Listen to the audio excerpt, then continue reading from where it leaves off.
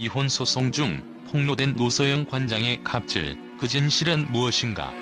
이혼 소송이라는 사적이자 치열한 법적 공방에서 노소영 관장의 갑질 의혹이 세상에 드러났다. 그러나 이 의혹 뒤에 숨겨진 진실은 과연 무엇일까? 이 사건은 단순한 재산 분쟁을 넘어선 권력과 인간관계의 복잡한 그늘을 비춘다. 이번 분석에서는 노소영 관장의 행동이 왜 이렇게 해석되었는지, 그리고 그 배경에 무엇이 숨어있는지를 파헤쳐본다. 노소영 관장은 단순히 부한 기업가의 배우자로만 알려지지 않았다. 그녀는 명문가 출신으로 평생 동안 사회적 지위와 권위를 기반으로 한 삶을 살아왔다. 하지만 이런 삶이 그저 두건일 뿐일까? 의혹은 이혼 소송의 과정에서 폭로된 증언들로 시작되었다. 직원들에게 가혹한 업무 요구, 불합리한 대우, 그리고 개인적인 이익을 위해 권력을 남용했다는 주장들이 하나둘씩 터져 나왔다. 이러한 갑질 논란은 단순히 부자와 권력자의 추락이 아니라 한국 사회에서 오랜 시간 동안 암묵적으로 용인된 권력의 논리를 다시금 조명하게 한다. 노 관장의 행동이 왜 그렇게 드러났는지에 대한 질문은 그녀를 둘러싼 환경과 그녀의 선택을 이해하지 않으면 풀리지 않는다. 한국 사회에서 갑질은 단순히 권력을 가진 자의 일방적인 횡포로 여겨지곤 한다. 그러나 이 용어의 이면에는 억눌린 감정, 권력의 피라미드, 그리고 그것이 만들어낸 복잡한 상호작용이 얽혀있다. 갑질은 단순히 위에서 아래로 흐르는 억압이 아니다. 그것은 사회적 계층과 개인적 욕망이 얽힌 결과물로 피해자와 가해자가 고정되지 않는 유동적인 권력의 흐름을 반영한다. 노소영 관장의 경우 그녀가 가진 재력과 명성은 그녀의 행동이 종종 사회적 기대를 넘어선다는 점에서 논란의 불씨가 되었다. 그러나 그녀의 삶을 둘러싼 환경을 살펴보면 단순한 횡포 이상의 맥락이 드러난다. 그녀가 자라온 배경은 남다른 특권을 부여했을지언정 그 특권이 항상 그녀를 보호했을 것이라고 단정할 수 없다. 오히려 그녀는 부하고 강력한 가문 출신이라는 이유로 사회적 압박과 고립감 속에서 살아왔을 가능성이 크다.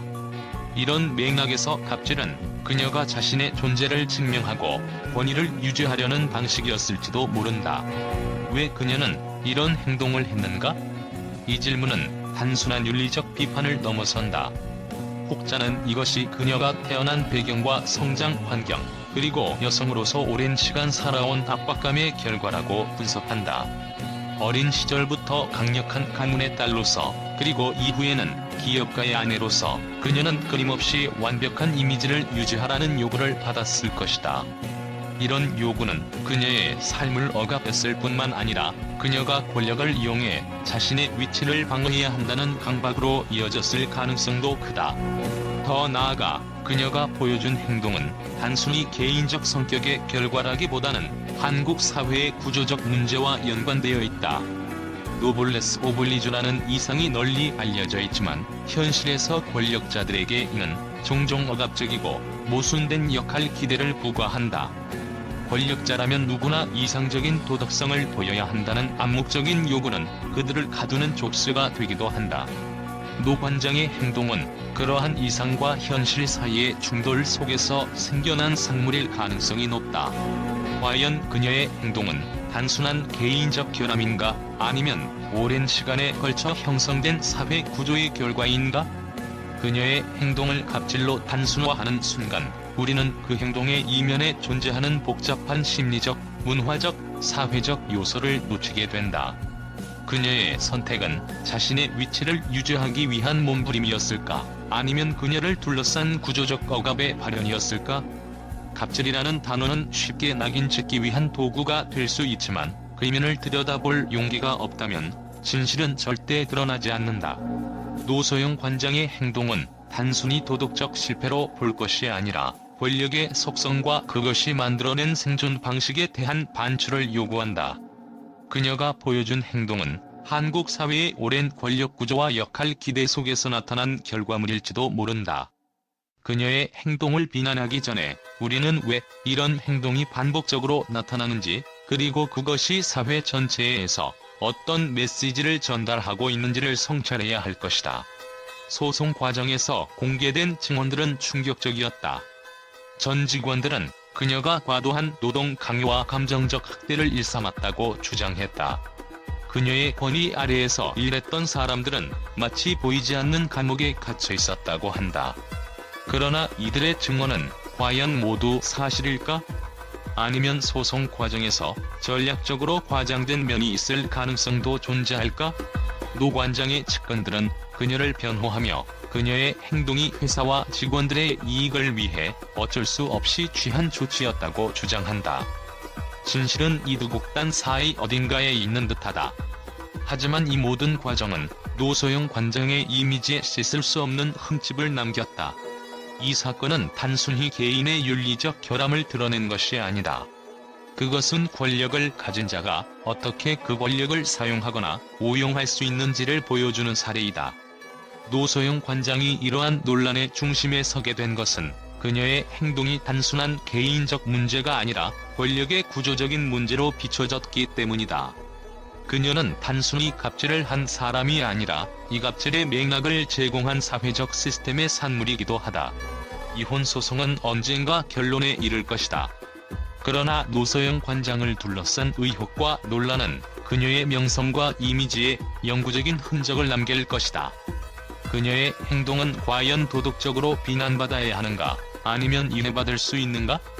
그리고 이 논란은 그녀의 인생에서 어떤 교훈을 남길 것인가? 진실은 그 자체로는 드러나지 않는다. 그것은 다양한 관점과 증언 속에서 서서히 형성된다. 노소영 관장의 갑질 의혹은 단순한 개인의 문제가 아니다. 그것은 우리가 어떤 권력 구조와 사회적 기대 속에서 살아가고 있는지를 되돌아보게 하는 질문이다. 언론의 폭풍 반응, 이혼 소송과 갑질 폭로에 대한 충격적인 해석들. 노소영 관장의 이혼 소송과 그 과정에서 폭로된 갑질 의혹은 언론의 집중 조명을 받으며 폭풍 같은 반응을 일으켰다. 대한민국의 주요 언론사들은 이 사건을 단순한 개인의 사적 문제로 다루지 않았다. 그들의 분석과 반응은 하나같이 이 사건이 가진 사회적, 문화적 함의를 조명하며 예리한 시선으로 사건의 본질에 접근하려 했다. 많은 매체들이 노소영 관장의 이름과 갑질이라는 키워드를 결합한 자극적인 제목으로 독자들의 이목을 끌었다. 한 언론은 노소영, 그녀의 부와 권력은 과연 정당한가? 라는 질문을 던지며 그녀의 행동이 단순히 이혼 소송의 일환이 아니라 대한민국의 엘리트 계층이 가진 특권의 상징으로 비춰질 수 있다고 분석했다. 일부 언론은 그녀의 갑질 의혹을 구체적인 사례로 다루며 전 직원들의 증언을 세부적으로 공개했다. 이를 통해 그녀가 단순히 강압적 리더십을 넘어선 인간적 존엄성을 훼손하는 행위를 일삼았다는 점을 강조했다. 그러나 다른 매체는 이와 반대로 그녀가 사회적 위치에서 오는 압박감과 권력의 중압감 속에서 그러한 행동을 보였을 가능성을 제기하며 그녀의 행동을 변론하려는 시도를 보였다. 언론은 이 사건이 단순히 개인 간의 법적 다툼으로 끝날 수 없음을 강조했다.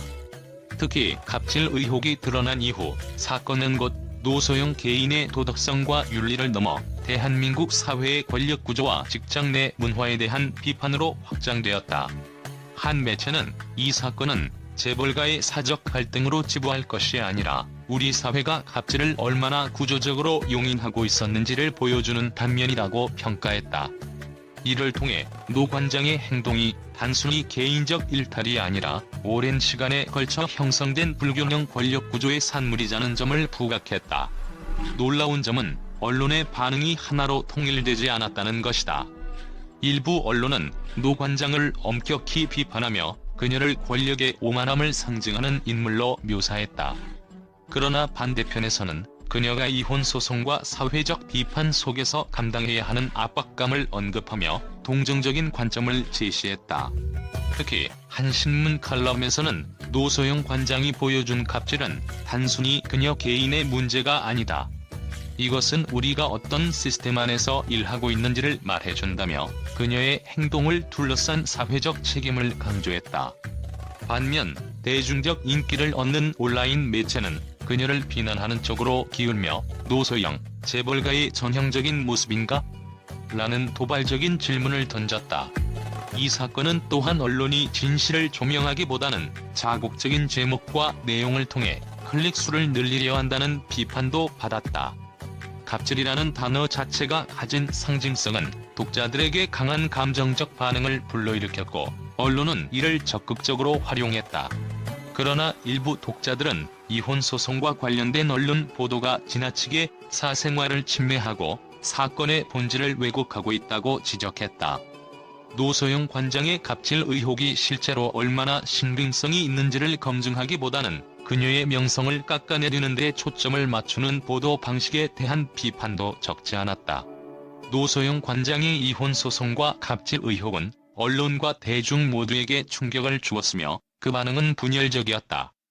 이 사건은 단순한 개인의 윤리적 논란을 넘어 한국 사회에서 권력과 갑질의 본질을 다시 묻는 계기가 되었다.